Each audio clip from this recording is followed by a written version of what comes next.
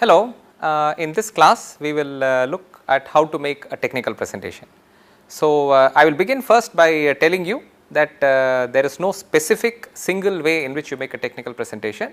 What I am going to do through this class is show you what are the several of the best practices, so to speak, in how to make a technical presentation, and also several of the mistakes that are commonly seen in presentations. So, these are the things that I will highlight to you. So that will help you make your talk better. This is especially true if you are a first time presenter of technical content. There are common mistakes that you make, and I hope that this talk will help you make your first or initial presentations better than what they would be if you had no idea of what was involved. Okay. So, this is a talk about talks, so to speak, and so that is how I am going to present it. So, many of the aspects that I am going to tell you, I am also going to show you that even in this talk we are following it. So, one of the aspects that we need to focus on is time.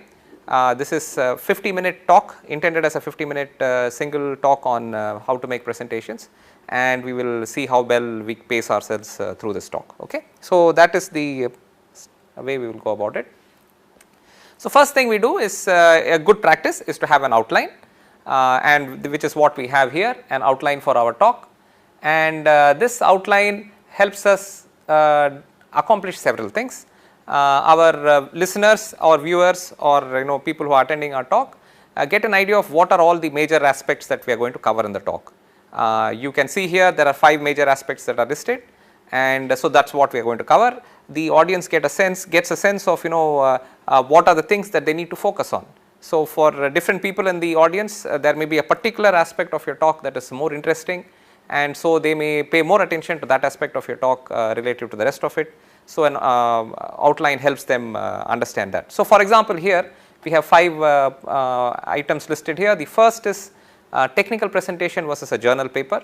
This is interesting for us to know because these are activities that most people in the technical field do, and there are some variations and differences between them, and so that is something we will look at. Constraints is the next item we will look at. That is sort of the boundary, so to speak, of a technical talk. What are the things that sort of define what you should be trying to do? So, that is the constraints. The most important thing perhaps then is connecting with your audience, because that is what we do. There is an audience sitting in front of you. They have to feel comfortable with the material you are presenting, and that is the purpose of your presentation. And so, you need to connect with them. So, that is something that I will highlight. An important aspect of any talk is illustrations, and we all routinely put up illustrations. What I am going to show you is that there are varieties of illustrations that we can put up, that we do put up, and if you are aware of it, you can choose which is the illustration type of illustration that you wish to put up, and what are kinds of details that you need to look at. And finally, we will do a summary, which is a good thing to do for any talk, because towards the end of the talk it is nice to show in just maybe one slide. One slide is pretty much all you should put up, maximum 2 slides, but ideally 1 slide, in which you sort of summarize the key aspects of your talk, so that people who finish listening to your talk are able to quickly get an understanding of how various things relate to each other. So, this is what we will do. And throughout the talk, the idea is to tell you what to do and what not to do. So, that is what I will highlight through this talk. And just to emphasize it further, whatever it is that is worth doing, I will put a tick mark like this on that slide, which will tell you that that is a good thing to do, good practice to do. And where there is something that you should not be doing, I will put this symbol which basically indicates no. And so that when you review this material, you will have a quick understanding of what is the better practice to do and what is something that you need to avoid. Okay. So, with this we will start.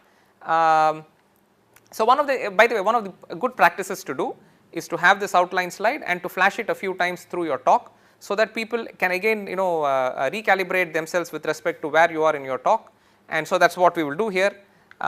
You can see here we are now going to focus on the first point, which is technical presentation versus journal paper, and different based on the software you use, based on the package that you use for making your presentations. There are different ways in which you can incorporate or put in your outline slide with the rest of your talk. Right now I am just going to flash the slide a few times. That helps us keep some kind of a framework through which you are proceeding with your talk.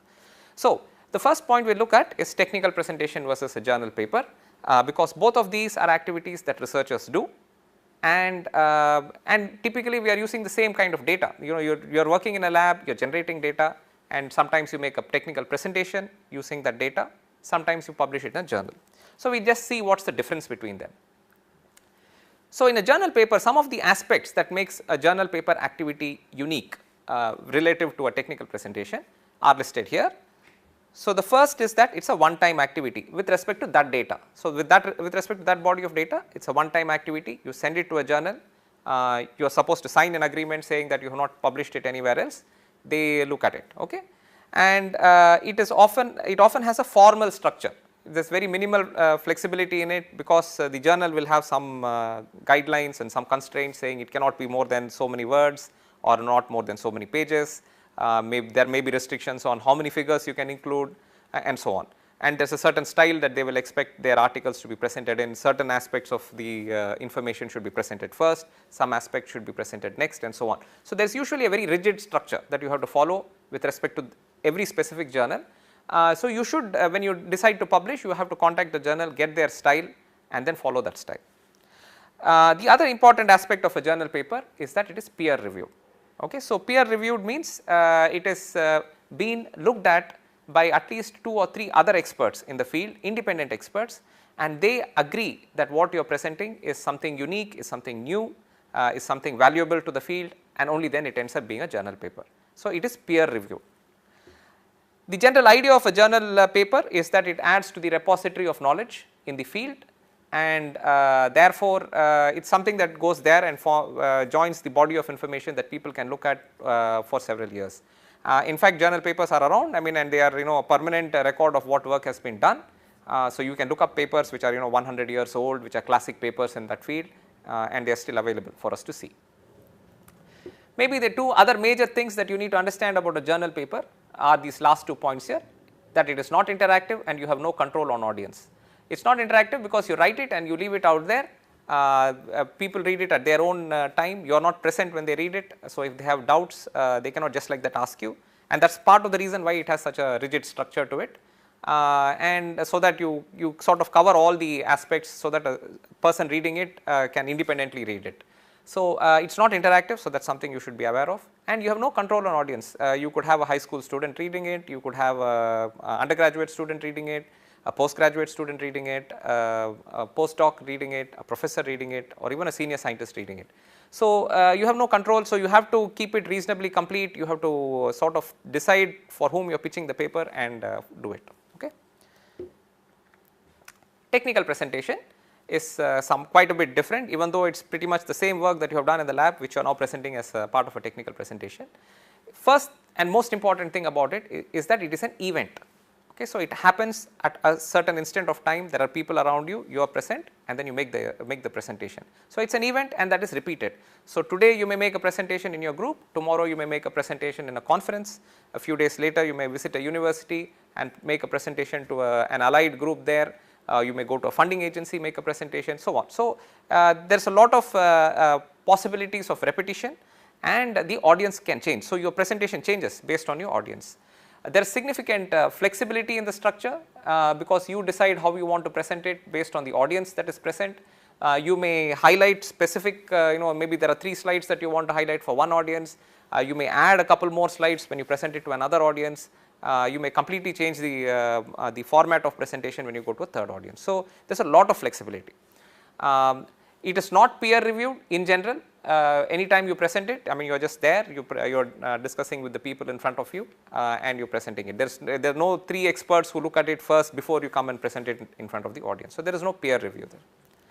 It is typically very interactive. There are people who will ask you questions during the presentation, they may ask you questions after the presentation and so on. So you have to be mentally prepared for the fact that it is interactive.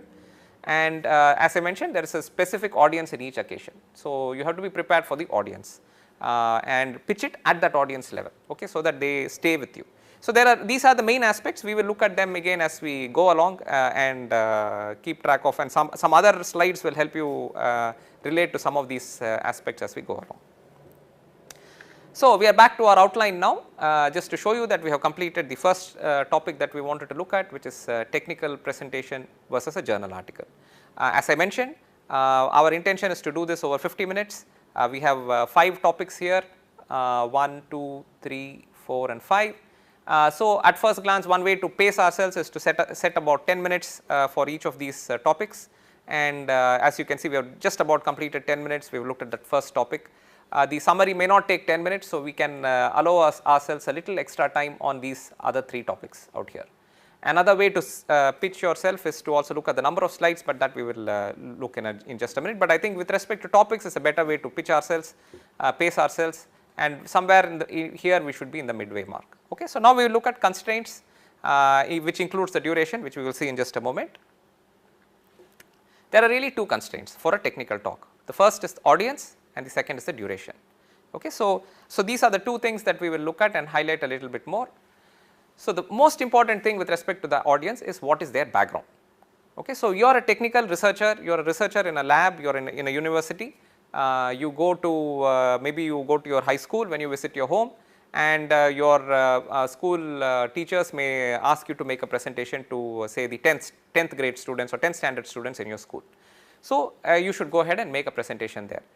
So, that audience is very different. They are interested in knowing what are new things in science that people look at, and also get a sense, and they should be able to relate it to aspects that they are already aware of.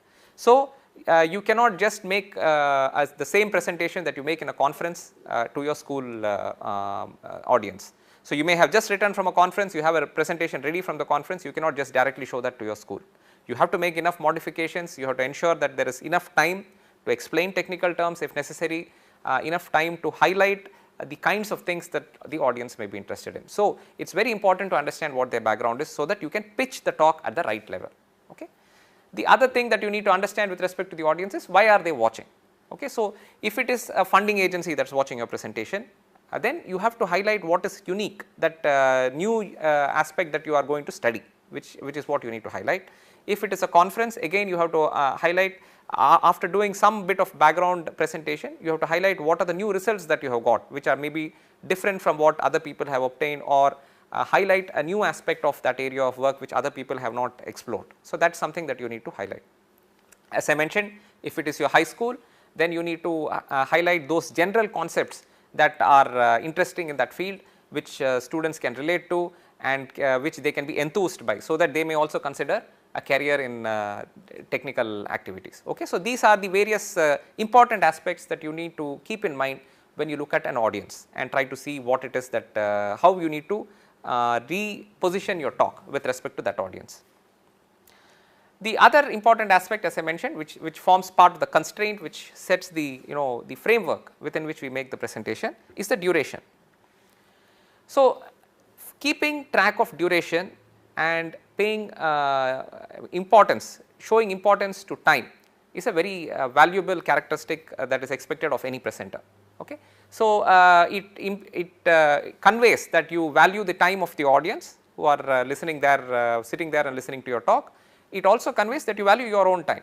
So, it is very important that you, when you are called to give a talk, to discuss with the person who is your host to figure out how much time you have for your talk and prepare your talk accordingly.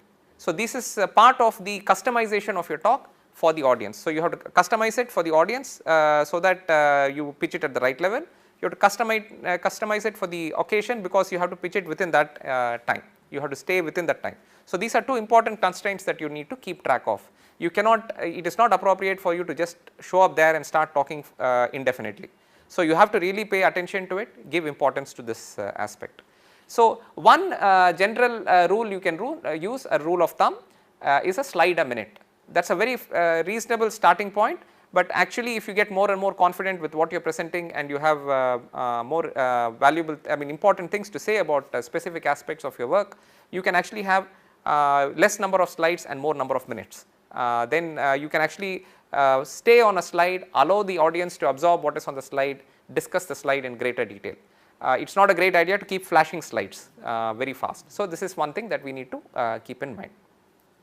So, a slide a minute is a good idea. So, in this case, for example, it is a 50-minute talk, we have about 35 slides. So, that is what we will work towards, 50-minute talk and 35 slides we have. So, we have more than a minute per slide, but I am also looking at it from the other perspective, that we have 5 topics and we have 50 minutes. So, we are keeping track of that 10 minutes per topic kind of constraint.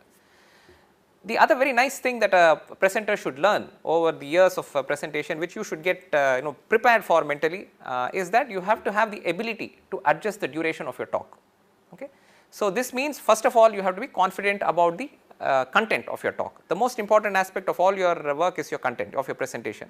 All the other things help you make it present the material correctly, appropriately, and so that the audience can absorb it. But content is most important. The more confident you are about your work, you will be able to adjust the duration of your talk very easily without much trouble. Okay. So, so for example, you arrive at some place where originally they told you that you are supposed to give a 40-minute talk, and then for some reason there is some other aspects, maybe there are technical glitches in the system before you get started with your talk, and suddenly you are down to 25 minutes. And it turns out that your audience is unable to extend the closing time of the talk, this hall is required for something else. So, you have only 25 minutes. So, you prepared for 40-minute talk, you now only have 25 minutes. You should be able to comfortably reassemble your talk as you speak, reassess your talk and represent your talk, so that in 25 minutes you have conveyed the essence of your work. So, ideally if you know your work very well, you should be able to present it in 5 minutes, you should be able to present it in 20 minutes, you should be able to present it in 1 hour. Naturally, all the information that you present in 1 hour, all that information you will not be able to present in 5 minutes or 20 minutes, but you should know what are the key things that you need to highlight. So, if it is a 5-minute talk, you should be able to pick 2 slides, maybe 3 slides which capture the most important things of your talk, present it and be done. If there is a 20-minute talk, maybe take 12 slides and complete your talk in about 20 minutes. If you have a 50-minute or 1 hour talk, you can you have much greater flexibility, you can look at 35 slides. So, but it is important to remember that when you suddenly move from a 1 hour talk to a 5-minute talk, you should not take the same 50 slides and keep hitting enter very fast so that you flash all the slides. It is very important that the people understand what you are trying to say, and quantity of information you provide is not as important as the ability of the audience to accept that information. So, I will give you a simple example. I can take a book. Many people, many first time presenters make this mistake, they try to show too much, and that is not a great idea. It is because, and a simple way you can understand that is, if I take a book and I simply flash the pages of the book in front of you, I just twirl the pages of the book in front of you, I cannot just finish off by saying, look, I showed you the entire book, now you know the whole subject, right? It does not work that way.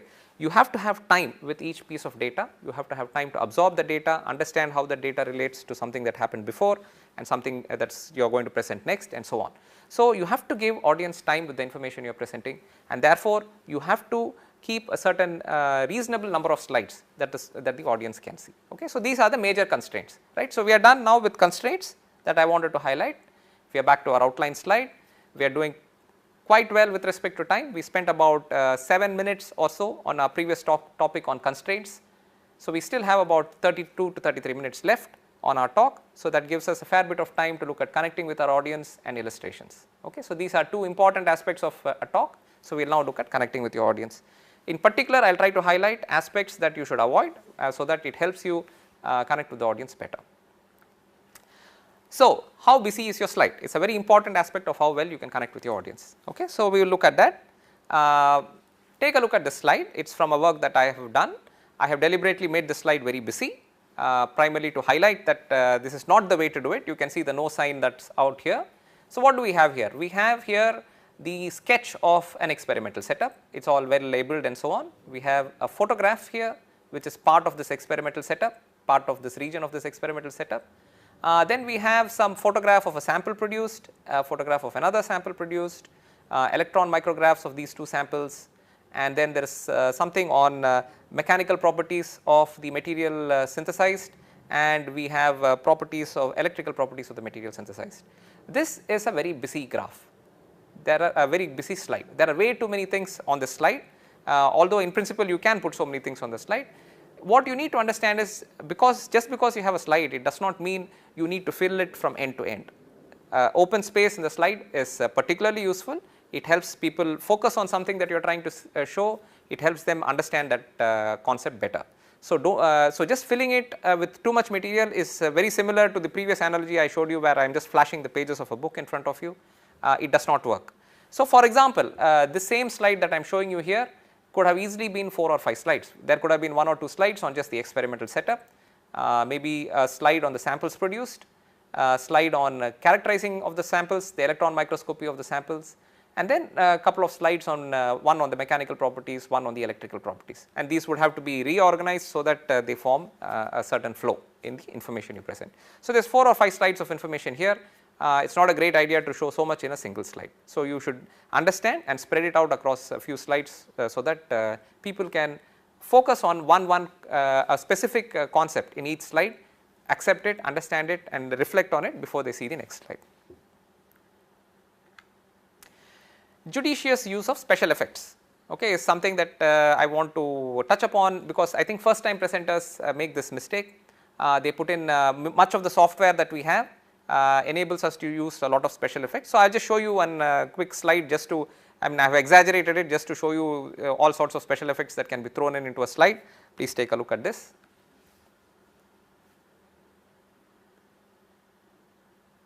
Right, I will just repeat it for you.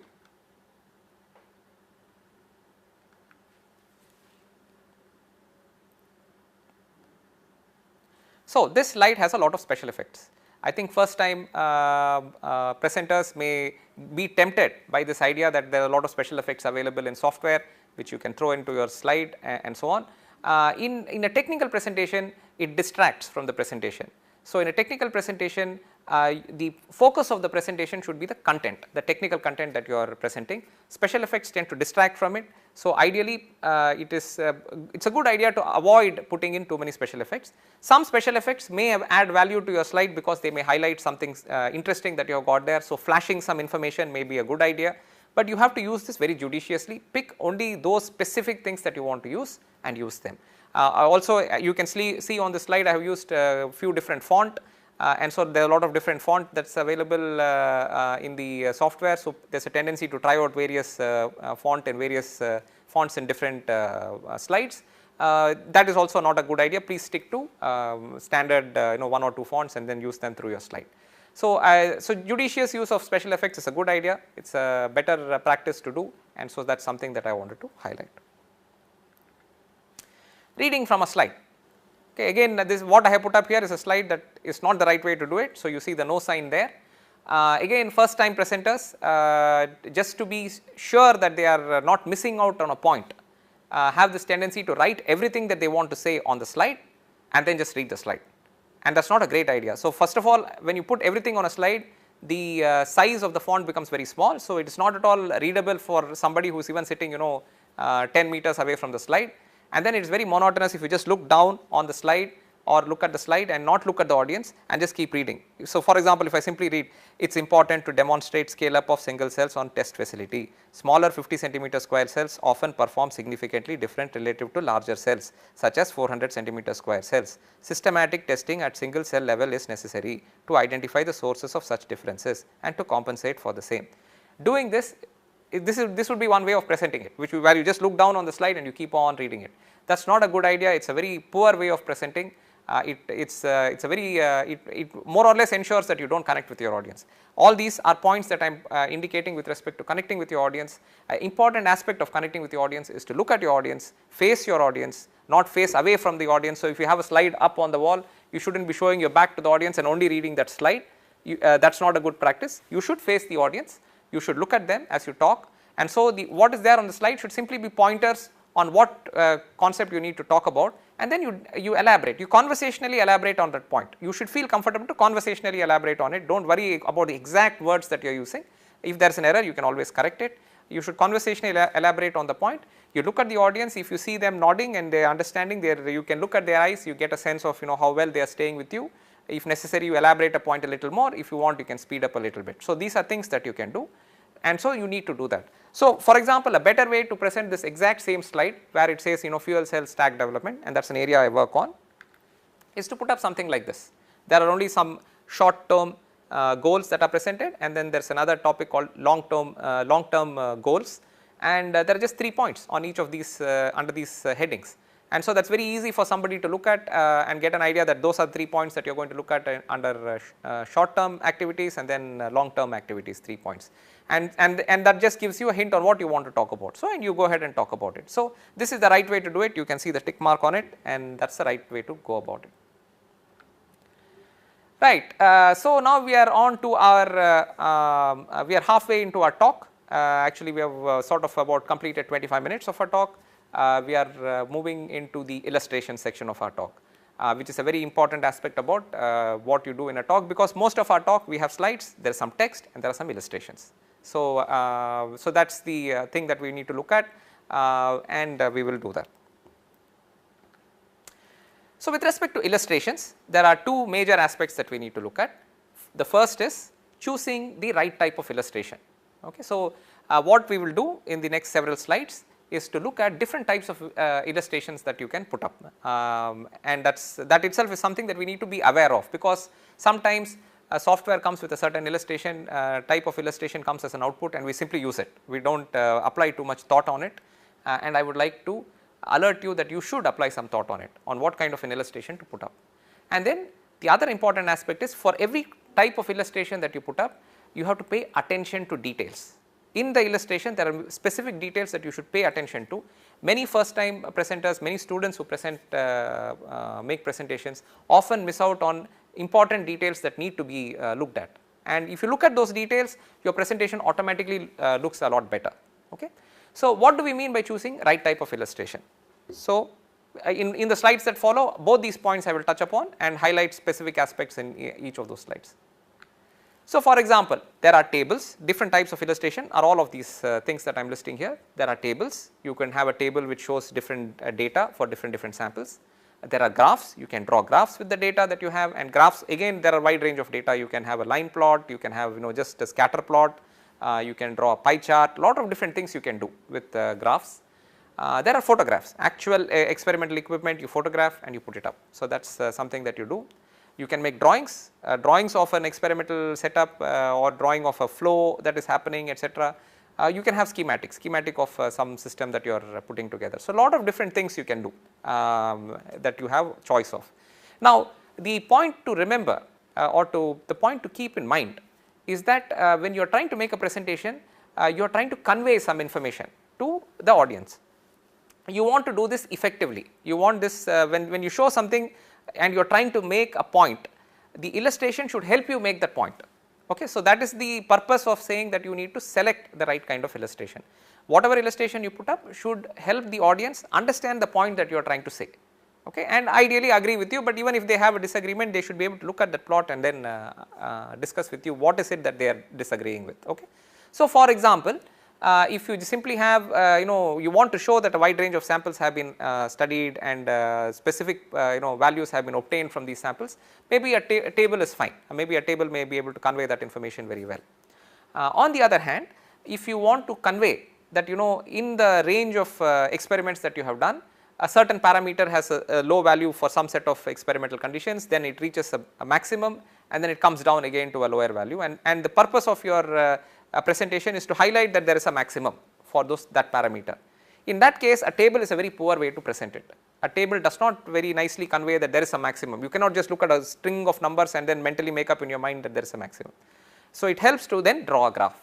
Okay. So, that you can see immediately that there is a difference between what can be shown on a table and what can be shown on a graph, even though it is your experiment, it is the same set of numbers that you have and so on, but definitely to show certain features a graph is much better than a table is. So, similarly for photographs and drawings, photographs sometimes show you the actual object, so we will see that, but there is a choice. So, you have to make that choice. I will highlight that a little bit more in our next few slides. So, for example, look at this table. I have put a no sign against it mainly because it has some errors. I want to use this table deliberately, it has some errors and I am going to use this table to highlight that for you. Okay. So, for example, if you see here some things are okay, you do have a heading, you have time, first peak width, second peak width positions here, and some timing listed here and then some values put down here. So, few errors that are there immediately are that not all of them have the headings, not all of them have units. So, anytime you put up something on a slide, you should put up the appropriate units. Please remember, you are making a technical presentation. So, attention to details such as units is important because that conveys something that conveys the actual information that you are trying to convey. So, there must be units. So, that is missing here. And you also see here a common mistake that many students would make in their first time presentation. Look at the number of significant digits out here. It's a very large number here. Okay. So, you have for example, after the decimal point you have 6 digits here. So, it is not that automatically 6 digits is wrong, but you need to look at your experimental process, you need to look at your data analysis to understand if showing so many decimal points, so many digits after your decimal point is appropriate or inappropriate. So, for example, if you were using a ruler to make a measurement and that ruler, the least count is 1 millimeter. So, in principle you can measure a quantity which says say 19.1 millimeter. Okay. You may be able to make a gauge with your eye and say it is 19.15 millimeter, but that is about it. If you write 19 no, for example, although this is 2 theta position, if you actually write 19.967134 centimeters, then that is a very absurd piece of information to present using a ruler. Okay, a standard ruler. If you say my experimental setup is to measure something with a ruler and you give the final value as 19.96 something 7134 or something like that centimeters, that is completely absurd. So, you need to ensure that the data that you show on your table is consistent and meaningful with respect to the experimental process that you have got. So, therefore, that is an error in, so that is another second error that you see in this table. And even then over and above that you have to stay consistent. So, for example, look at the quantities on this particular column. So, here you have the number of significant digits is actually different for each of these values that is shown here. So, that is again not a good practice. Ideally, if you are using a similar kind of experimental setup and so on, you should actually put them up for this to the same number of significant digits. If for some reason technically you are unable to get it to the same number of significant digits, you should put an explanation below saying why some quantities are precise to some other value and some others are not to the same degree of precision. So, that is something that you would like to convey. So, these are all various aspects that in which it is wrong. There are units are wrong, the number of significant digits is wrong, consistency is not there. So, these are all at least a few different ways in which this slide has errors. Okay. So, the same slide is now being presented in a much more elegant way with a lot of things corrected. So, for example, you do have minutes, you have 2 theta degrees, 2 theta degrees, 2 theta degrees, 2 theta degrees, and the number of significant digits is limited, it is consistent. I am not saying this value, this is just an example that I am giving you. There may be experimental conditions where you can show vastly more significant digits than what I am showing here, but I am just showing you that this is there is something consistent about this whole table which was missing in the previous table. So, if you do select to show some information using a table, you can. There may be specific kinds of data for which a table makes sense, but there are things that you have to pay attention to. So, choice that you of the table as a form of illustration is yours. The level of detail and attention to detail that you need to pay are some of the things that I have highlighted on these 2 slides that you have just seen. So, table is one way in which you can illustrate something. Now, we will move to the next one. Let us take a graph, right. So, again I have put a no sign on this particular graph, many things are missing on this graph and that is something that I wish to highlight. So, if you look here, whenever you put up a graph, okay, so a person looking at a graph should first and foremost know what is the quantity you are plotting on your x axis and what is the quantity you are plotting on your y axis. So, that basic piece of information is already missing on this graph, right. So, you have got some plot here, there is some shape that shows up here, but there is no idea what is on the y axis, no idea what is on the x axis. So, you have to put that up. Then you have to also put up what are the values, what are the values for these x component values that are here, the x axis values and the y axis values. So, there is no sense of how big a value it is or how small a value it is or even what value it is. So, this is significantly wrong with this graph, right. So, that is something that we need to correct. And this is a common error actually, students put up a graph without even thinking that they because they just get raw data from some experimental setup and they just plot the graph without realizing that they have to do some additional work with the graph. So, that is there. Sometimes in fact strangely enough in some conferences you will see people who come from maybe some R&D setup or where they are very secretive about what they are allowed to show, and therefore, because they are constrained from by their employers, they may show you a graph where only the shape of the graph is visible, no values are visible. In my view, that is extremely bad practice to do that especially in a formal conference of any sort. So, it is better that you do not show that data rather than show it without having any values or any units or any numbers on it. So, that is something that you really have to pay importance to, because you have an audience in front of you you do not want them to feel that you are just wasting their time. And when you show a graph with no values on it, no units on it, then you really are wasting their time. So, the same graph with many things write about it, so that you get a sense of what is correct. So, you do see now here that there is current, and it says here nanoamps, NA, current in nanoamps, that is on your y axis, and then on your x axis you have voltage in millivolts, and it says against SHE, that is a standard hydrogen electrode. And so, that is important from an electrochemical perspective, which is what this data is presented in the context of that electrochemical perspective. So, it is not simply voltage, it is voltage versus some reference electrode. So, that detail is also highlighted there for you, and then it gives you some information about your setup. It says cyclic voltammogram from a microelectrode with humidified polymer film. So, some description of what is the setup that is being examined here, and you are also given the scan rate, which is a very important parameter to give in the context of this data. So, when you present a graph with this level of information, your graph is quite complete. Okay. So, somebody looking at this graph can really get many of the points that you are trying to convey. And also it is a good idea that whenever you present an illustration, both I mean from the perspective of say the legend that you put up, in this case there is only one plot that I am showing. If there are multiple plots, there should be a legend saying what is which sample. So, using the legend, using the title, using the caption that you have below it, using the label on the y axis, using the label on the x axis, using all these parameters which are now available at your disposal, you should make that slide complete, so that a person looking at it already has all the information up there. You are of course there to present and talk and discuss it and so on, but having all that information helps the person focus on it better, because you may be talking about something, they may be still stuck on some other aspect of your the graph that you are showing, and having all this data on that graph really helps them have a better sense of what you are trying to convey. Okay. So, this is a much better way of showing a graph.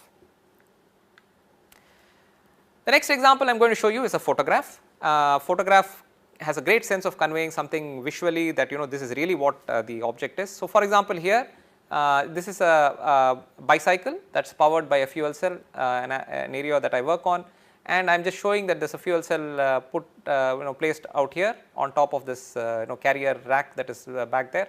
And the two things that I am trying to highlight here are that there is a fuel cell there, and that there is a hydrogen storage tank which has been mounted here, that you can see. So, that is the layout of these two devices which are necessary for the cycle to work in, and so that is what is highlighted. I would say the main thing that you should keep track of when you put up a photograph, which again first time presenters forget, is that not only should you be aware of what is visible in the photograph, you should also make an effort to ensure that extraneous things are not seen in the photograph. This is a common mistake many people make who are not familiar with how photography is done or what you should pay attention to. So, you simply go to a lab and you take a photograph. In the lab, lot of other things may be going on. There may be a beaker in one table where in one experimental setup which is running some analysis going on. You may have some other instrument flashing some number which represents some current it is measuring and all that. And in front of it, if you keep this bicycle and you take this photograph, how does that beaker relate to the bicycle? How does that current value relate to this bicycle? These are all questions that are someone who first glances at the photograph may get distracted by, right. So, you should ensure that you do not have extraneous things in your photograph. So, you should move the object that you are trying to take to a location where nothing else is there, maybe just the wall or the floor, or even put a sheet of paper, so that that is all the object that they are looking at. So, that is something that I wanted to highlight. So, in fact, in the next photograph I am going to show you a little bit of other things in the lab will be there, primarily to alert you to the fact that such things happen.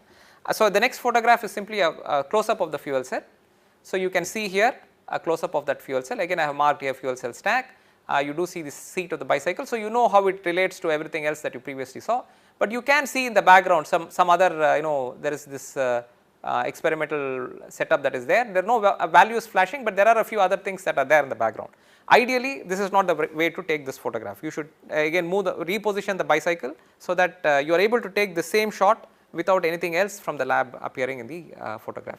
So, this is not the ideal way of taking it, even though they are not as distracting as some of the things that I was mentioning. Okay. So, so it helps to have, so that is something that you need to be aware of, and in a photograph as you can see, it is also a good idea to have both an overall photograph and a close up of what you are trying to show. So, that is the overall photograph and this is a close up of what you are trying to show, right.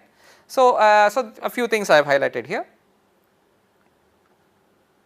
This is for example, a drawing of say a graphene sheet here, and this is a nice way in which it has been done. This is another way in which you can illustrate things. This is an illustration at an atomic level, a drawing of something that is present in an atomic level in a very visual way which somebody can relate to.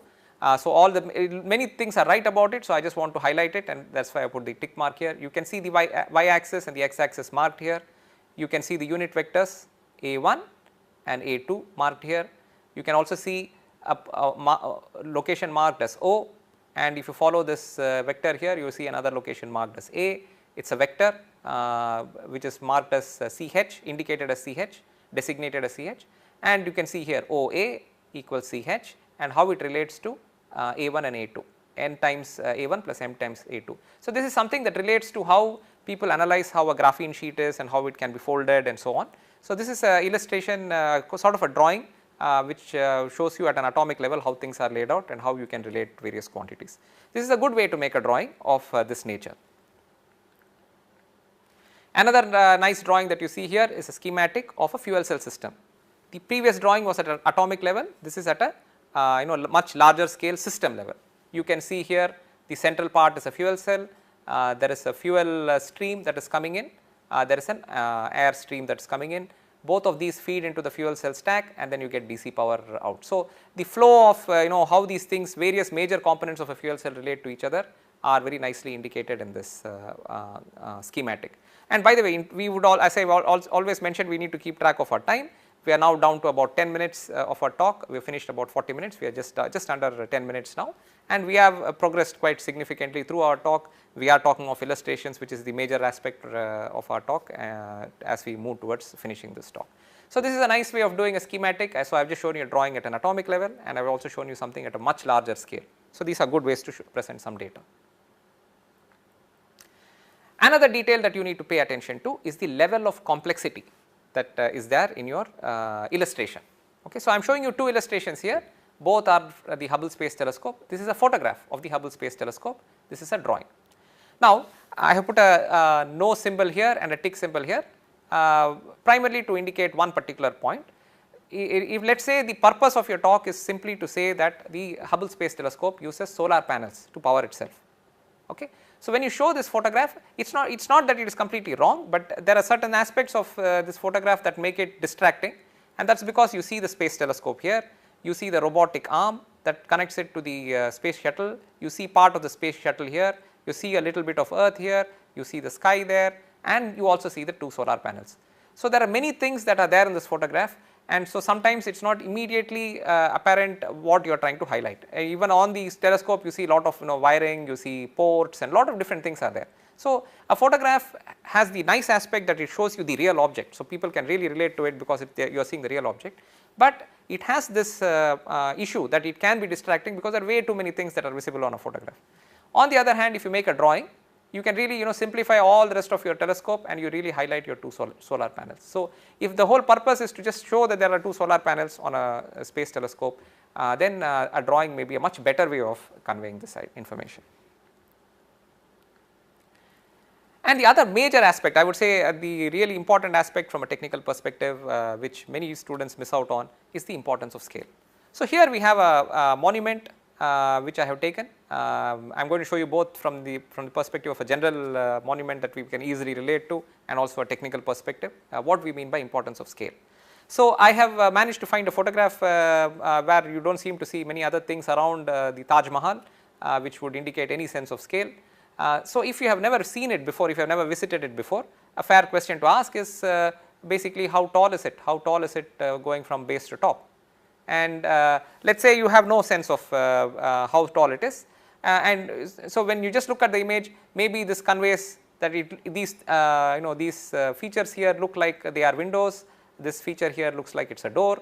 So, maybe that is one way in which we visualize this monument. We say there is a door and it has some 4 windows around it, and so this door is, let us say 2 meters high.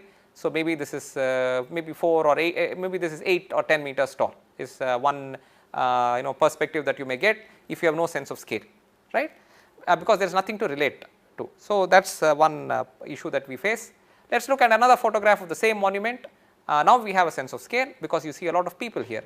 There are a lot of people here, and we know that they are all about say 1.5 meters tall, 1.5 to 2 meters tall. So that's how tall they are. So that's 1.5 to 2 meters tall people out there. So if you actually scale with respect to them, you will find that this monument going from from the base all the way to the top is something like 75 meters tall. Okay, so that's quite a tall monument relative to our previous estimate of about 10 meters tall. And really the major difference between the previous slide and this slide is that we have something that we can relate to in terms of scale. In both cases you saw the same monument, a world famous monument that most people will be familiar with. But because we have a sense of scale, we are able to identify what we are talking about, and so that highlights the importance of scale. Anytime you put up a photograph or an image, always try to make sure that at least there is a ruler there or some familiar object that people can look at to see what is the sense of scale. From a technical perspective, for example, this is a carbon nanotube seen head on. So you can see the rings of carbon tubes, and you see that this is about 20 nanometers across in scale. So this is maybe the actual nanotube is maybe 17-18 nanometers across, and then you can see the central tube, you can see all the concentric tubes. If you want, you can use the scale and find out the interplanar spacing. Okay, so this is something that we need to pay attention to. So these are the major things, aspects associated with illustrations, and the types of illustrations, the kinds of things that you can pay attention to, how you select between various forms of illustrations, the particular details that we need to pay attention to. So how are we doing with respect to time? We are down to our last 5 minutes. We have completed all major aspects of our talk, and so we are doing perfectly fine with respect to time. So what do we have remaining? We come back here to our outline slide, and we find that we have completed all the 4 major aspects of your talk. We are down to the summary. So we are doing perfectly fine. So let's look at the summary. This is a talk about talks. So the summary conveys that to you. We need to provide an outline, which we did, and we used that outline at several times during this talk to keep track of, to convey where we were in this talk. We spoke about technical presentation being an event, how it contrasted with the journal paper. We discussed how audience and duration are important constraints, that you have to tailor your talk to the audience, and therefore you cannot simply present the same talk everywhere, and you should understand that you can present the same content with different levels of detail, and therefore you can adjust your talk to differing durations. And I also pointed out you should be agile. You should be agile in the sense that if somebody gave you a 40-minute slot and then suddenly changed it to a 20-minute slot, you should show your presence of mind and represent it in 20 minutes, and the audience will be much more impressed when you do that. So that is important. We spoke about connecting with your audience. I pointed out that you need to pay attention to how busy your slide is. If you put up a very busy slide, then that throws off the audience. So you should, amount of information you show on your slide should be reasonable, and that is something that you should look at. You can use special effects to highlight a particular aspect of your talk, but you should be judicious on how much special effects you use, because that can otherwise become very distracting. You should avoid reading from a slide. Again, that is very boring and monotonous. This slide, for example, has a lot of text, but that is because it is a summary slide, but otherwise we would try to avoid a slide which only has so much of text. We spoke about illustration, a major aspect of any talk, is certainly a major aspect of technical talks. I told you that we have a wide range of choice in terms of what kind of illustration we can show, and therefore you should be, and each of them has certain positive aspects to it and maybe certain shortcomings. Graphs show certain trends which are not visible when you see tables. Photographs give you a sense of realism of some event or an object, but they may have too many details which can be distracting. Drawings may simplify things and may help you highlight specific aspects. I also pointed out that in terms of paying attention to detail, scale is very important. Choice of illustration, level of complexity, and scale. Without scale, it is very difficult for people to understand what you are trying to present. In a graph, you should pay attention to what are the quantities you are presenting, what are the units, what are the values that they have. So all of these things that you have to look at. In a table, you have to look at number of significant digits and so on. So many things. So you have a choice of illustration. You need to pay attention to details, a level of complexity, and importance of scale. And finally, you need to make a summary, which is what we have done here, so that in this single slide, all the major aspects that we discussed in the 50 minutes of this talk are all captured here. So just when you look at this slide and you look at this discussion, it quickly helps you recollect all the major things that we have discussed. Okay. Again, how are we doing with respect to time? We are now down to a minute and a half, so we have done perfectly well with respect to our time. And so I would like to finish by just showing you this slide, which is thank you. Thank you for paying attention. Mainly again, this is a very cultural thing. I think in Indian conditions, people do put this up quite a bit. Thank you for paying attention and have a great day.